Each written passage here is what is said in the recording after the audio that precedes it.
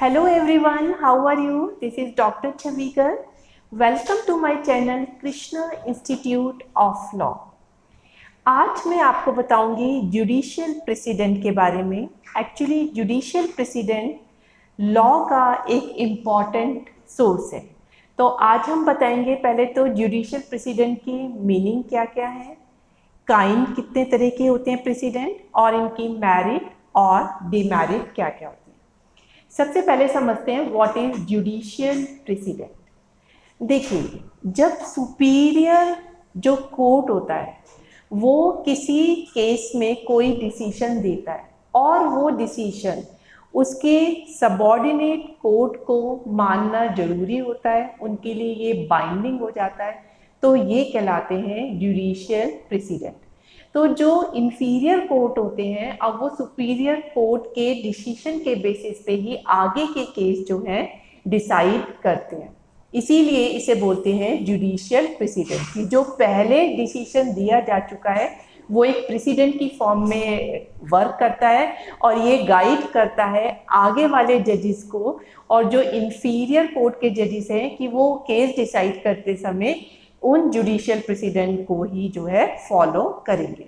तो एक तरीके से जो सुपीरियर कोर्ट होते हैं वो एक बेंचमार्क क्रिएट कर देते हैं कि अगर पर्टिकुलर केस आता है, उसमें पर्टिकुलर टाइप की सर्कमस्टांसेस होती है, तो आपको जो है इसी तरह का डिसीजन लेना होता है। तो ये जो बेंचमार्क क्रिएट कर दिया सुपीरियर कोर्ट ने, यही जो है जुडिशियल प्रेसिडेंट कहलाता है। और इसमें हमेशा जो है बाइंडिंग फोर्स होती है कि ये जो है आगे आने वाले जजेस को और जो आपके इंफीरियर कोर्ट के जजेस को होता है उनको मानना जरूरी होता है, इसीलिए ये जज मेड लॉ कहलाते हैं। और इनका जो नेचर होता है वो बाइंडिंग होता है। जब ये बाइंडिंग होता है तो इसीलिए हम इनको जो है लॉ का बहुत इम्पॉर्टेंट सोर्स मानते हैं। तो जुडिशियल प्रेसिडेंट के बेसिस पे जो वो होते हैं जिनके अगेंस्ट कोई क्राइम है, ये जो एपिलेंट हैं, जो रेस्पोंडेंट हैं, उनको पता चल जाता है कि कोर्ट में जो है हमारा इस केस का कॉन्सिक्वेंस क्या होगा, क्योंकि पहले भी इसी तरह का जो है लॉ आ चुका होता है। तो एक तरीके से जुडिशियल प्रेसिडेंट के थ्रू जो है जो जजेस होते हैं वो आगे आने वाले जजों के लिए एक बेंचमार्क जो है क्रिएट कर देते हैं। देखिए, हमारे यहाँ पे 3 तरह के कोर्ट हो जाते हैं। पहले आपका सुप्रीम कोर्ट है, उसके नीचे डिफरेंट स्टेट के हाई कोर्ट है, फिर उनके नीचे जो है हर एक स्टेट के अपने अपने सबऑर्डिनेट जो है कोर्ट होते हैं। अब जो हाई कोर्ट का डिसीजन होता है वो सारा जो है जो उनकी इंफीरियर कोर्ट है उनको मानना पड़ता है, और एक हाई कोर्ट का डिसीजन बाध्य नहीं है कि उसको दूसरे स्टेट का हाई कोर्ट भी माने। और जो सुप्रीम कोर्ट का डिसीजन होता है उसको सारे हाई कोर्ट मानते हैं, और उसके नीचे जो इंफीरियर कोर्ट होते हैं वो भी सब उसको मानते हैं। तो अब इससे जो जुडिशियल प्रेसिडेंट है इसमें हमें कोर्ट की हायरार्की पता होनी चाहिए, और किस हायरार्की के थ्रू जो है ये वाले प्रेसिडेंट जो है बाइंडिंग होता है ये हमें पता चलता है। तो जो सुप्रीम कोर्ट के जो डिसीजन होते हैं उसको मानने के लिए कौन बाध्य है? एक तो सारे हाई कोर्ट हर एक स्टेट के, और उनके नीचे जो सबऑर्डिनेट कोर्ट आते हैं। और हाई कोर्ट किसके लिए सुपीरियर कोर्ट है? जो उसके नीचे के सबऑर्डिनेट कोर्ट है। तो अपनी अपनी स्टेट के अंदर जो उनके सबऑर्डिनेट कोर्ट आते हैं उस पे उस स्पेशल जो स्टेट की हाई कोर्ट है वो डिसीजन बाइंडिंग होंगे। लेकिन किसी एक पर्टिकुलर स्टेट के हाई कोर्ट का डिसीजन दूसरी स्टेट के लिए बाइंडिंग फोर्स में वर्क नहीं करता है, तो उसके लिए वो जुडिशियल प्रेसिडेंट की तरह वर्क नहीं करता है। तो इससे हम समझ सकते हैं कि जो जुडिशियल प्रेसिडेंट हैं वो क्या होते हैं कि अगर किसी सुपीरियर कोर्ट ने कोई डिसीजन पास किया है और हम किस बेसिस पे आगे के लॉ जो है आगे के जो केसेस होते हैं उनको डिसाइड करते हैं कि पहले केस में किस रीजन के बेसिस पे जो है हमने ये डिसीजन दिया था, तो वो जो रीजन होते हैं वो बाइंडिंग फोर्स में होते हैं। तो ये था आपका जुडिशियल प्रेसिडेंट का मीनिंग। अब जो सुप्रीम कोर्ट है, सुप्रीम कोर्ट के जो डिसीजन होते हैं वो हाई कोर्ट और सबऑर्डिनेट कोर्ट पे बाइंडिंग फोर्स की तरह वर्क करते हैं। लेकिन सुप्रीम कोर्ट अपने खुद के डिसीजन को जो है ओवर रूल कर सकता है अपने नेक्स्ट डिसीजन के द्वारा। ये हमें पता चलता है इन दो केसेस से, Shankari Prasad versus union of India and Golaknath versus state of Punjab. तो जो Shankari Prasad versus union of India में था उसमें कॉन्स्टिट्यूशन का 1st और 7th अमेंडमेंट किया गया था, तो वो वैलिड हो गया था, लेकिन ये सुप्रीम कोर्ट ने डिसाइड किया था। लेकिन Golaknath versus state of Punjab में सुप्रीम कोर्ट ने अपना जो पहला डिसीजन था शंकरी प्रसाद का उसको ओवर रूल कर दिया। गोलकनाथ के केस में उन्होंने कहा कि कोई भी हम अमेंडमेंट नहीं कर सकते हैं जो कि हमारे फंडामेंटल राइट्स के वायलेटिव होता है। तो इसीलिए अगर कोई भी ऐसा चेंजेस है कॉन्स्टिट्यूशन में जो फंडामेंटल राइट को वायलेट करता है तो फिर वो जो है वैलिड नहीं होगा। तो इस तरह से हम देखते हैं कि सुप्रीम कोर्ट अपने ही डिसीजन को जो है ओवर रूल कर सकता है, ठीक है, लेकिन जो उसके नीचे के कोर्ट हैं वो उसके डिसीजन को ओवर रूल नहीं कर सकते क्योंकि उनके लिए जो है बाइंडिंग फोर्स होती है। अब हम देखते हैं कि कितने टाइप के जो है प्रेसिडेंट होते हैं। देखिए ये 5 टाइप के होते हैं। सबसे पहला है आपका ऑथोरिटेटिव प्रेसिडेंट। ये नाम से आपको पता चलता है। देखिए आप घर में देखिए या अपने कॉलेजेस में देखिए, जो टीचर कह देती है वो स्टूडेंट को मानना ही पड़ता है। इसी तरह से घर में जो पेरेंट्स कह देते हैं वो बच्चों को मानना ही पड़ता है। उसके लिए कोई भी इफ एंड बट नहीं हो सकती।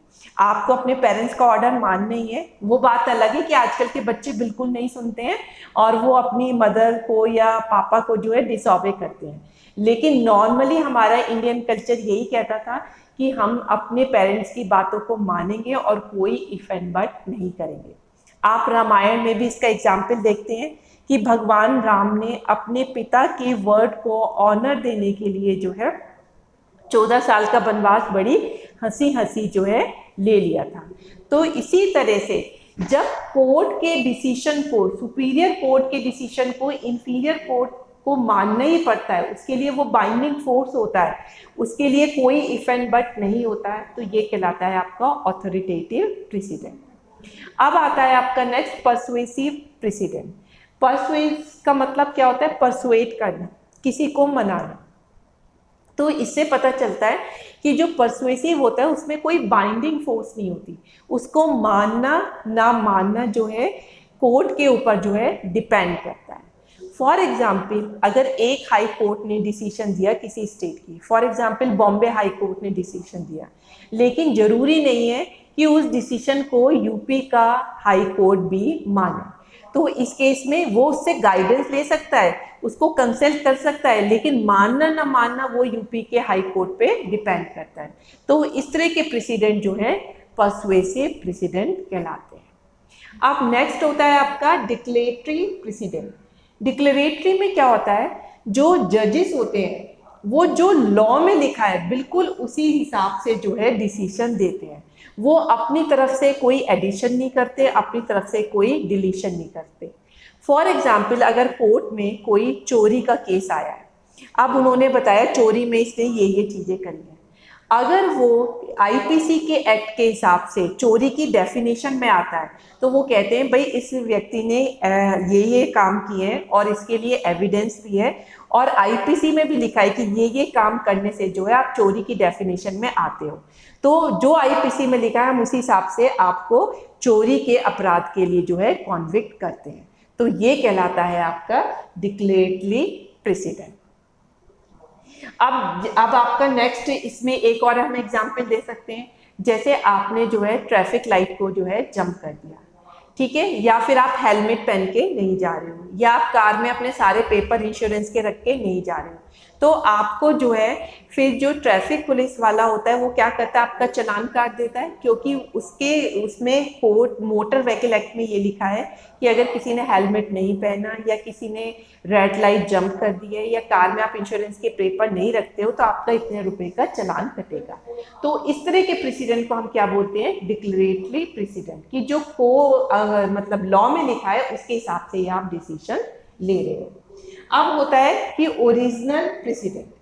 इसमें क्या है, ओरिजिनल प्रेसिडेंट में डिक्लेरेटरी का ये बिल्कुल उल्टा होता है। डिक्लेरेटरी में तो जो लॉ ने लिखा है उसी के बेसिस पे आप डिसीजन देते हो, कभी कभी कोई केस इस तरह से आते हैं कि जिसमें जो लॉ भी होता है वो साइलेंट होता है, तो जजेस ऐसे क्या करते हैं, उसमें अपना डिस्क्रिशन लगाते हुए, अपनी तरफ से केस देखते हुए और मतलब क्रॉस एग्जामिनेशन को देखते हुए, एविडेंस को देखते हुए खुद ही अपनी तरफ से डिसीजन देते हैं, तो वो कहलाता है आपका ओरिजिनल प्रेसिडेंट। अब लास्ट आता है आपका कंडीशनल एंड ऑथोरिटेटिव प्रेसिडेंट। ये दो इसमें प्रेसिडेंट आते हैं, कंडीशनल और ऑथोरिटेटिव। मीन्स एक कोर्ट का ऑर्डर कहीं पे तो वो कंडीशनल कहलाएगा और कहीं पे जो है वो ऑथोरिटेटिव कहलाता है। कंडीशनल का मतलब यहाँ पे हो जाता है पर्सुएसिव, कि उसको मानना ना मानना दूसरे की इच्छा पे निर्भर करता है। देखिए, इसको समझने से पहले हमें बेंच को समझना पड़ेगा कि जजेस की बेंच कौन कौन सी होती है। एक तो आपकी बेंच का मतलब ये नहीं स्टूडेंट जो आप लोग बेंच यूज करते हैं, बेंच का मतलब होता है ग्रुप ऑफ जजेस, और एक सिंगल जज को भी जो है हम बेंच मानते हैं। तो एक सिंगल जज की भी बेंच हो सकती है, दो से ज्यादा जजेस की भी बेंच हो सकती है, जिसको हम जो है फुल बेंच कहते हैं अगर 3 और ज्यादा हो, और कॉन्स्टिट्यूशनल बेंच भी हो सकती है। देखिए, अगर अब हम लेते हैं कि एक जो है हाई कोर्ट है, ठीक है, हाई कोर्ट की सिंगल जज की बेंच है और एक वहीं पे जो है 3 जजेस की जो है फुल बेंच बैठी हुई है, जिसमें 3 या 3 से ज्यादा जजेस है। तो अब आपने देखा जो हाई कोर्ट में अगर सिंगल बेंच ने कोई डिसीजन दिया, तो वो डिसीजन जो है, जो 3 जजेस की बेंच है, वो उसको माने ना माने वो उन पे निर्भर करता है, वो उनके लिए बाइंडिंग नहीं हो सकता। तो जो फुल बेंच होती है उसको सिंगल बेंच के डिसीजन को मानना ना मानना उनकी खुद की डिस्क्रिप्शन पे निर्भर करता है, वो उसे मानने के लिए बिल्कुल भी बाउंड नहीं है। तो यहाँ पे ये कंडीशनल हो गया। लेकिन उसी हाई कोर्ट के अंदर जितने भी सबऑर्डिनेट जो है कोर्ट आते हैं, तो सिंगल जज ने अगर कोई डिसीजन पास कर दिया तो जो उसके सबऑर्डिनेट कोर्ट है उनको वो मानना ही पड़ेगा। तो उन कोर्ट के लिए क्या हो गया, ये ऑथोरिटेटिव प्रेसिडेंट हो गया। तो सिंगल जज का जो हाई कोर्ट की सिंगल बेंच का ऑर्डर था, इंफीरियर कोर्ट या सबऑर्डिनेट कोर्ट के जजेस के लिए तो वो ऑथोरिटेटिव प्रेसिडेंट है, लेकिन उसी हाई कोर्ट की फुल बेंच के लिए वो कंडीशनल प्रेसिडेंट है। सेम वे वो अगर बॉम्बे हाई कोर्ट की हम बात कर रहे हैं, तो अगर हम यूपी के हाई कोर्ट के लिए भी वो कंडीशनल ही होगा, क्योंकि यूपी का हाई कोर्ट उसे मान भी सकता है, नहीं भी मान सकता है, तो वो उसके लिए कंडीशनल होगा। तो आपने देखा बॉम्बे हाई कोर्ट की सिंगल जज का डिसीजन फुल बेंच के उसी मतलब बॉम्बे हाई कोर्ट की फुल बेंच के लिए भी वो कंडीशनल है, और यूपी के हाई कोर्ट के जजेस के लिए भी वो कंडीशनल है। लेकिन बॉम्बे हाई कोर्ट के अंदर जो भी सबऑर्डिनेट कोर्ट आ रहे हैं उनके जजेस के लिए वो ऑथोरिटेटिव प्रेसिडेंट होता है। तो इस तरीके से ये कहलाता है कंडीशनल एंड ऑथोरिटेटिव प्रेसिडेंट। तो आई होप कि आपको काइंड ऑफ प्रेसिडेंट जो है बिल्कुल क्लियर हो गए होंगे। अब मैं आपको बताती हूँ कि जुडिशियल प्रेसिडेंट के एडवांटेजेस क्या है और डिसएडवांटेजेस क्या है। देखिए, सबसे पहला तो क्या है कि ये जजेस के आर्बिट्रेरी डिस्क्रिशन को रोकता है। देखिए, जो सुप्रीम कोर्ट होता है, हम मानते हैं कि वहाँ पे जजेस जो है बहुत ही डेलिब्रेशन के बाद, कंटेम्पलेशन के बाद जो है कोई भी डिसीजन लेते हैं, तो इसीलिए वो इंफीरियर जो उनके कोर्ट होते हैं उन पे पूरी तरीके से जो है बाइंडिंग होता है। तो कोई भी इंफीरियर कोर्ट का जज अपनी मर्जी से डिसीजन नहीं दे सकता, क्योंकि उसे पता है कि इस तरह के मैटर में सेम सर्कमस्टांसेस में सुप्रीम कोर्ट का डिसीजन आ चुका है, तो वो उसी के हिसाब से जो है फिर डिसीजन देंगे। वो अपना कोई आर्बिट्रेरी रैंडम डिस्क्रिशन नहीं लगा सकते। नेक्स्ट है give rise to practical and perfect law. देखिए, जो जजेस होते हैं जब उन पे जो केस आता है वो सोसाइटी की जो सर्कमस्टांसेस होती है उसके हिसाब से आता है, तो उसके हिसाब से सोसाइटी को देखते हुए वो कोई भी डिसीजन देते हैं।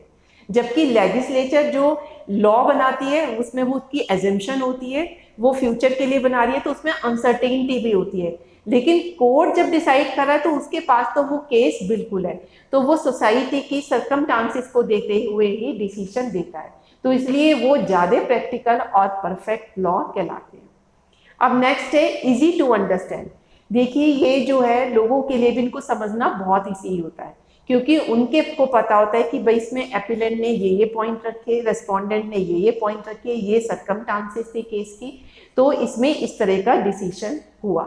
तो अगर उसी तरह का कोई केस आगे भी आता है तो अपीलेंट एंड रेस्पोंडेंट को भी पता होता है कि इस तरह का डिसीजन पहले भी हो चुका है, तो हमारे केस में भी इस तरह का ही डिसीजन होगा। तो इसलिए ऐसे जुडिशियल प्रेसिडेंट को समझना लोगों के लिए बहुत इजी हो जाता है। फिर क्या होता है, जो मेंबर ऑफ बार्स होते हैं जब एडवोकेट केस लड़ते हैं तो वो भी आर्ग्यूमेंट उसी तरह से करते हैं, उनको पता है कि भाई इस केस में जो है इस तरह का निर्णय आ चुका है, तो उसी को बेस बना के जो है फिर वो अपने आर्ग्यूमेंट को जो है सब्सटेंटिएट करते हैं। लास्ट इसके एडवांटेजेस है प्रोवाइड फ्लेक्सिबिलिटी टू लॉ। ये एक्चुअली क्या होता है, लॉ को जो है फ्लेक्सिबिलिटी प्रोवाइड करता है, क्योंकि आपको पता है लॉ किसके बेनिफिट के लिए बनता है, सोसाइटी के बेनिफिट के लिए। और सोसाइटी में आजकल इतने टेक्नोलॉजिकल चेंज हो रहे हैं, इतने नए नए इन्वेंशन हो रहे हैं, जिससे कि सोसाइटी जो है टाइम टू टाइम चेंज होती रहती है। तो जो लेजिस्लेचर लॉ बना देती है वो तो एक बार बन जाता है, उसमें रिजिडिटी आ जाती है, लेकिन कोर्ट के पास तो वो बिल्कुल प्रैक्टिकल केस स्टडी की फॉर्म में आया भी होता है, तो वो उसमें फ्लेक्सिबिलिटी लेती है और फ्लेक्सिबल ओपिनियन लेते हुए ही डिसाइड करती है। तो इसलिए जुडिशियल प्रेसिडेंट में हमेशा फ्लेक्सिबिलिटी रहती है। तो ये थे इसके एडवांटेजेस। अब हम डिस्कस करेंगे इसके डिसएडवांटेजेस। देखिए ये है इसका सबसे पहला डिसएडवांटेजेस क्या होता है, difficult to find out a particular case. कि सुप्रीम कोर्ट के जितने भी डिसीजन डिसाइड होते हैं वो पर्टिकुलर लॉ की बुक में जो है छपते हैं, लेकिन बाद में काफ़ी टाइम बाद अगर हम उन केस को सर्च करना चाहें तो हमारे लिए ये बहुत मुश्किल हो जाती है उस पर्टिकुलर केस को सर्च करना। जबकि लेजिस्लेशन के जो लॉ है हमें पता है ये लॉ है, उसमें ये कहा गया है, लेकिन पर्टिकुलर जुडिशियल प्रेसिडेंट को जो है अपने केस के लिए सर्च करना एडवोकेट के लिए एक बहुत डिफिकल्ट वर्क हो जाता है। नेक्स्ट है इसमें स्टेट की बाइंडिंग फोर्स नहीं होती। देखिए ये वाले जो जुडिशियल प्रेसिडेंट हैं ये तो जज जब डिसाइड करते हैं तब बनते हैं, इसीलिए हम इन्हें जज मेड लॉ भी कहते हैं। लेकिन जो लेजिस्लेचर होता है जब वो कोई भी लॉ बनाता है तो वो पार्लियामेंट की लोकसभा राज्यसभा दोनों से होके गुजरता है, उस पर प्रेसिडेंट की एक्सेप्टेंस भी होती है, उसके एक एक क्लॉज पे जो है दोनों हाउस में डिस्कशन होता है। तो जो स्टेट के लॉ होते हैं उसमें बाइंडिंग फोर्स होती है, लेकिन जो जजेस बनाता है तो उसमें स्टेट का तो कोई रोल होता नहीं है, उन्हें तो हम जुडिशियल प्रेसिडेंट मानते हैं, तो इसीलिए इसमें स्टेट की बाइंडिंग फोर्स नहीं होती है। नेक्स्ट इसका डिसएडवांटेजेस है law based on case law is incomplete. देखिए कभी कभी कोर्ट के पास अगर कोई केस आता है तो जरूरी नहीं है उसमें हर तरह की सर्कमस्टांसेस जो है उसी पर्टिकुलर केस में आ गई हो। किसी में फॉर एग्जाम्पल अगर कोई मर्डर का केस आया है तो जरूरी नहीं है कि मर्डर से रिलेटेड हर पहलू उसमें आ गया हो, तो इसीलिए इस तरह के केस जो है इनकम्प्लीट माने जाते हैं। तो हर केस में नई सर्कमस्टांसेस आती है, तो हर केस को जो है जजेस को एक नए तरीके से देखना चाहिए। इसीलिए सुल्तानिया बेगम वर्सेस स्टेट ऑफ महाराष्ट्र में सुप्रीम कोर्ट ने कहा था कि जो क्रिमिनल केस होते हैं उसे हमेशा जो है हमें पूरी सर्कमस्टांसेस को देखते हुए तभी इसमें जो है डिसीजन देना चाहिए, इसमें जुडिशियल प्रेसिडेंट का कम रोल करना चाहिए। क्योंकि यहाँ पे सुल्तानिया बेगम में जो मदर इन लॉ थी उसने अपनी बहू को जला के मार दिया था। बहू ने पहले मजिस्ट्रेट के सामने डाइंग डिक्लेरेशन दी कि मेरी मदर इन लॉ ने कुछ नहीं किया है, लेकिन सेम मजिस्ट्रेट को उसने दोबारा अपनी डाइंग डिक्लेरेशन दी कि इन्होंने ही मुझे मारा है। तो इसमें डाइंग डिक्लेरेशन के भी दो वो आ गए थे, एक में उसने अपनी मदर इन लॉ पे कोई ब्लेम नहीं किया और दूसरी में किया। तो इसमें बहुत डिफिकल्ट हो रहा था कि हम जुडिशियल प्रेसिडेंट कैसे लगाएं। तो फिर कोर्ट ने देखा कि पिछली सर्कमस्टांसेस को उनके घर के बारे में कि मदर इन लॉ यूजली जो है अपनी बहू को काफ़ी मारा पीटी भी करती थी, तो फिर उन्होंने उसके सेकंड जो उसका डाइंग डिक्लेरेशन था उसको कंसिडरेशन में लिया कि उसने ठीक कहा था मरते हुए कि मदर इन लॉ ने ही बहू को जला के मारा है। तो इस तरीके से कभी कभी केस लॉ जो है इनकम्प्लीट भी होता है, इसीलिए क्रिमिनल केसेस में जो है हमें एक एक चीज़ को देखते हुए ही डिसीजन देना चाहिए। नेक्स्ट है overlook the rule of natural justice. देखिए नेचुरल जस्टिस कहता है कि आपको पता होना चाहिए आपने ये ऑफेंस किया है और इस एक्ट में आपका लगेगा और इसमें आपको इस तरह की सजा हो सकती है और इतना पनिशमेंट मिलेगा। लेकिन जो जज मेड लॉ होते हैं उसमें ऐसा कुछ नहीं होता है, क्योंकि वो पहले से प्री डिसाइडेड नहीं होते हैं। वो तो जब भी कोई केस कोर्ट के सामने आया और उसने उसको डिसाइड कर दिया और सुप्रीम कोर्ट का है तो वो आगे जाके फिर जो है लेटर जजेस के लिए वो फिर जो है जुडिशियल प्रेसिडेंट हो जाता है। तो कभी कभी इसमें जो है रूल ऑफ नेचुरल जस्टिस को जो है जजेस ओवरलुक कर देते हैं। नेक्स्ट है erroneous decision of superior court create problem. देखिए वैसे हम ये डिसएडवांटेजेस इतनी टेनेबल नहीं हो सकती, क्योंकि जो भी कोर्ट है हाई कोर्ट या फिर सुप्रीम कोर्ट, वहाँ पे वो सारा एविडेंस देखते हैं, क्रॉस एग्जामिनेशन देखते हैं, केस की अच्छे से सुनवाई करते हैं, एपिलेंट को भी सुनते हैं, रेस्पोंडेंट को भी सुनते हैं, तब वो कोई डिसीजन देते हैं। तो उसमें गलती होने की प्रोबेबिलिटी बहुत कम होती है। लेकिन फिर भी अगर रेयरेस्ट केस में कोई इरोनियस डिसीजन वो कर देते हैं तो फिर उस डिसीजन को अगर हम जुडिशियल प्रेसिडेंट की तरह आगे भी अप्लाई करते हैं तो उससे प्रॉब्लम क्रिएट होती है। नेक्स्ट है development of law through case law depend on chance. देखिए लॉ का डेवलपमेंट हम जुडिशियल प्रेसिडेंट के बेसिस पे अगर करते हैं तो वो चांस पे ही डिपेंड करता है, क्योंकि कभी कभी हो सकता है हमने कोई जुडिशियल प्रेसिडेंट दिया लेकिन बाद में काफ़ी सालों तक उस तरह का कोई केस ही नहीं आया जिसपे कि हम वो जुडिशियल प्रेसिडेंट लगा पाते। तो इस तरह से उस वाले लॉ का कोई डेवलपमेंट ही नहीं हुआ सालों तक। तो इसीलिए कहा जाता है कि जो डेवलपमेंट ऑफ लॉ होता है ये चांस पे ही डिपेंड करता है। अगर उस टाइप के केस जल्दी जल्दी आते हैं तो लोगों को पता चल जाता है कि इस तरह के केसेस में ये वाला जुडिशियल प्रेसिडेंट लागू होगा, तो उससे लॉ का डेवलपमेंट जल्दी होता है। लेकिन अगर सालों तक कोई केस आता ही नहीं है तो वो जुडिशियल जो डिसीजन हुआ है उसको लोग बाग जो है भूल जाते हैं और उसके बेसिस पे लॉ का डेवलपमेंट बहुत अच्छे से नहीं हो पाता। लास्ट इसकी डिसएडवांटेजेस है difficulty in determining the validity of law. अब देखिए जुडिशियल प्रेसिडेंट जो होते हैं वो कौन बनाता है? जजेस बनाते हैं, सर्कमस्टांसेस में केस की देख के, सबके एविडेंस देख के, क्रॉस एग्जामिनेशन देख के वो डिसीजन लेते हैं। अब बहुत से जूरिस्ट कहते हैं कि जो जज मेड लॉ है हम उनकी वैलिडिटी को नापने में हमें बहुत डिफिकल्टी आती है। भाई हम किस चीज़ पे माने कि हाँ ये बिल्कुल वैलिड है, ये जो जुडिशियल प्रेसिडेंट के बेसिस पे लॉ बना है ये बिल्कुल ठीक ही है। हम उसमें जज की रेपुटेशन को ध्यान में रखें या वो जुडिशियल प्रेसिडेंट आगे जाके कितने और केसेस में उसको लागू किया गया और उससे कोई प्रॉब्लम क्रिएट नहीं हुई, या हम उसको टेस्ट के रूप में यूज करें। तो इस तरीके से जज मेड लॉ की वैलिडिटी को डिटरमाइन करने में काफ़ी डिफिकल्टी आ जाती है। तो ये थे आपके जुडिशियल प्रेसिडेंट को यूज करने के एडवांटेजेस और डिसएडवांटेजेस। तो I think my lecture is very helpful for you to know the understanding कि क्या आपके जुडिशियल प्रेसिडेंट होते हैं, ये कितने टाइप के होते हैं और इनके क्या क्या एडवांटेजेस डिसएडवांटेजेस हो सकते हैं। अगर आपको मेरा लेक्चर हेल्पफुल लगा हो तो इसको जो है आप लाइक और शेयर जरूर करिएगा। It is very important topic. So that's all for my today lecture. Thank you very much.